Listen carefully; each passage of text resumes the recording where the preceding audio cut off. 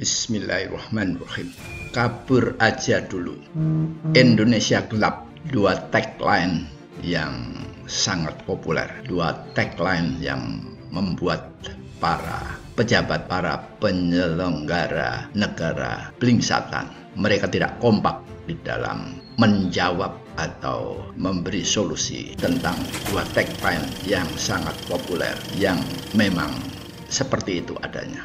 Baik, kali ini Eko Papa Channel ingin sekedar memberi ulasan. Sudah banyak ulasan tokoh-tokoh, tentunya tokoh-tokoh masyarakat menyampaikan pendapat dan opininya mengenai kabur aja dulu dan mengenai Indonesia gelap. Semuanya hampir bagus semua. Artinya apa? Kita kelompok swasta, kita yang tidak di kantor pemerintahan, kita betul-betul merasakan panas dinginnya air di luar itu seperti apa. Kita betul-betul merasakan bagaimana sulitnya masyarakat untuk mendapatkan mata pencaharian yang sederhana saja. Kita merasakan betapa sulitnya seseorang mengakses informasi dan mengakses kesempatan berbisnis secara equal. Jadi saya mengamati bahwa Indonesia secara makro dikatakan baik, bahkan bertumbuh. Itu adalah makro. Makro adalah tolok ukur angka-angka dan tolok ukurnya memang jelas. Namun tolok ukur Indonesia berkembang dan maju dan akan menjadi negara besar itu adalah dihitung dengan nilai, dengan rupiah, dengan dolar, atau dengan berbagai kriteria ekonomi makro lainnya. Namun disparitas dan perbedaan yang terjadi adalah semakin dalam antara si kaya dan si miskin, tentunya antara yang mampu dan yang tidak mampu. Jadi sepertinya konsep yang dijalankan saat ini adalah menyerahkan, mengkontrakkan, mensubkan ke kelompok swasta, kelompok yang punya modal atau kelompok yang sudah punya modal untuk menjadikan Indonesia besar, menjadikan Indonesia sebagai kekuatan ekonomi keempat, kelima, atau sejenisnya. Dan itu secara tolok ukur makro memang sudah ada indikasinya. Namun ini Indonesia adalah 280 juta manusia, dan 280 juta manusia ini yang sangat ketinggalan daripada kemajuan perekonomian yang secara makro disebutkan tadi. Nah, bagaimana hal ini terjadi? Ya, karena seperti itu konsep berbagai macam akses ke pemerintahan, ke sumber-sumber strategis nasional, apakah itu sumber daya alam ataupun sumber ekonomi, sumber perizinan, ya itu semuanya diserahkan, disubkontrakkan kepada mereka. Ya, kita sering menyebutkan oligarki, atau dulu istilah itu tidak terlalu sering disebut, dulu disebutkan sebagai konglomerat. Zaman tahun-tahun 80-an, 90-an sudah ada segregasi, ada konglomerat hitam, ada konglomerat putih. Itu zaman Bapak Kwek Kiam Ki, beliau menyetir bahwa betul ada konglomerat, tapi jangan salah, konglomerat kebanyakan adalah konglomerat hitam. Mereka meminjam uang waktu itu miliaran atau ratusan miliar, angkanya belum sampai triliunan. Setelah itu ngemplang begitu saja, dan mereka menggunakan uang-uang yang dipinjam dari bank-bank pemerintah. Kemudian mereka membuat usaha lain. Kemudian perusahaan yang meminjam di bank pemerintah tersebut bangkrut karena memang tidak mampu mengembalikan. Namun si debitur telah mempunyai perusahaan yang besar di bidang ini, di bidang itu. Apakah itu di Indonesia ataukah di luar negeri.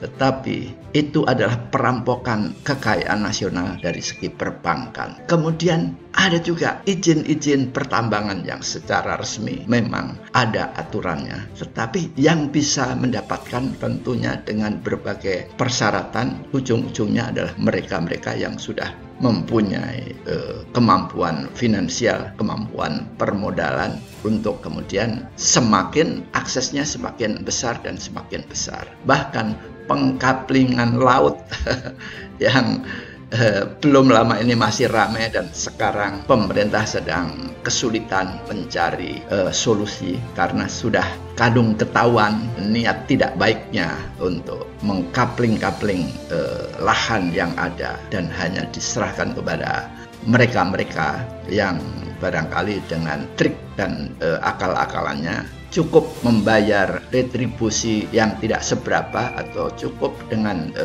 apakah itu berbentuk suap ataupun kerjasama di balik peraturan yang ada sehingga ujung-ujungnya akses sumber ekonomi tersebut dikuasai oleh kelompok itu saja. Nah, di sini kelihatannya prinsip Pareto berlaku. Para konglomerat, para oligarki dan rezim dan dibantu dengan aparat itu adalah bagian daripada 20% yang akan menguasai yang 80%. Jadi kita masyarakat luas adalah masyarakat yang 80% yang nasib dan masa depannya sangat ditentukan oleh mereka yang menguasai, yang memegang kendali yang 20%. Prinsip Pareto ini betul-betul terjadi dan betul-betul berlangsung di Indonesia. Sehingga tagline kabur aja dulu ini adalah bagian kelompok 80% yang cerdik, yang mengetahui ilmu, yang lincah dan yang sudah mengintip di luar negeri sana. Ada banyak kesempatan yang bisa diraih dengan modal yang sama yang dimiliki saat di Indonesia. Modal di Indonesia, misalnya kita punya uang berapalah, misalnya uang 1 juta di Indonesia tidak bisa untuk apa-apa, tidak bisa menjadikan modal apa-apa. Namun dengan bekal uang 1 juta di luar negeri, kita sudah bisa surviving, bahkan bisa mengembangkan talenta kita apapun di luar negeri. Nah, kenapa tidak kabur? Nah, itu. Nah, jadi ini adalah kelompok anak-anak cerdik yang punya akses pendidikan dan memang sudah melek dan sudah matang logikanya. Makanya mereka menggaungkan tagline kabur aja dulu. Sama juga Indonesia gelap juga begitu. Jadi di luar sana terang benderang.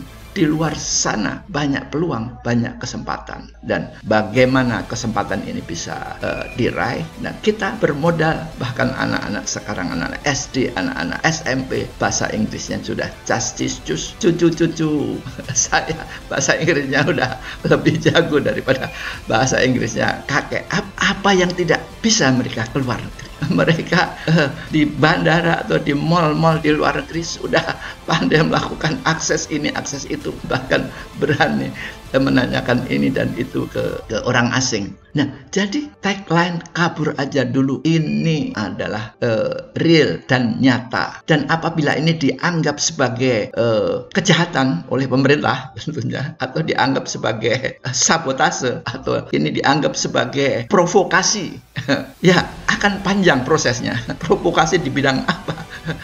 Kalau kita melakukan semuanya secara legal, kita menyeberang ke luar negeri dengan paspor yang legal, kita punya uang sangu 1 juta 2 juta dengan uang kita sendiri secara legal, semuanya legal. Tetapi pidananya di mana? Sulit. Apakah kalau sudah di luar sana panggil kawan, ayo ke sini, aku udah di sini, enak di sini. Kau yang masih di situ, ayo kabur aja dulu. Nah, teriak-teriaknya pun juga dilakukan dengan media sosial, dengan medsos, dengan WhatsApp, dengan TikTok, dengan segala macam. Dan bagaimana menjeratnya mereka sebagai pengacau bangsa? Menjeratnya bagaimana? Ini adalah suara rakyat, dan mereka cerdas dan ingat pelan-pelan semuanya hal-hal yang tidak baik yang pernah dilakukan oleh pemerintah atau mungkin masih dilakukan sampai saat sekarang yang ditutup-tutupi dengan berbagai macam kamuflase, pelan-pelan akan terkuat. Jadi pesan saya,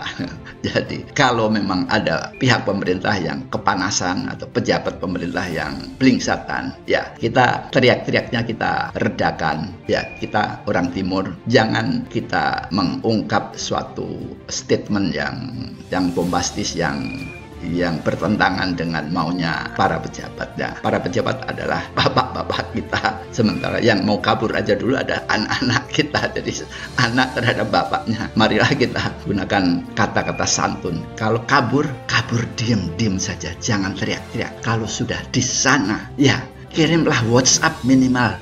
Di sini enak, aku sudah settle kawan. aku sudah bisa ini, sudah dapat bisa itu. Nah, tapi toh mereka juga tetap orang Indonesia. Mereka akan rindu dengan kopi Indonesia, akan rindu dengan bakso Indonesia, rindu dengan suasana Indonesia, rindu dengan warteg Indonesia. Di sana nggak ada warteg. Jadi inilah dinamika masyarakat yang ingin kabur aja dulu. Itu dari kacamata masyarakat, saya rasa itu relevan dan jangan dianggap sebagai ancaman, tetapi hendaklah bapak-bapak yang punya kewenangan memikirkan ini dan disikapi secara wajar, secara proporsional, dan justru ini bisa men-trigger, mengulik akar permasalahan. Sebetulnya akar permasalahannya sudah ada dan sudah tampak, namun dengan sudah menjadi tagar tiap hari terucap ini membuat melek bahwa ini adalah prioritas utama. Mendadak kabur aja dulu ini menjadi prioritas utama. Mungkin dianggap menyimpang dari program kabinet yang sudah digaungkan, sudah ini ya, adalah itu agar kabur aja dulu dan Indonesia Gelap ini mungkin dianggap gangguan, tapi justru ini hendaknya difikirkan dan cari solusi dan bagaimana meyakinkan masyarakat bahwa pelan-pelan pemerintah sedang memperbaiki keadaan ekonomi secara nasional.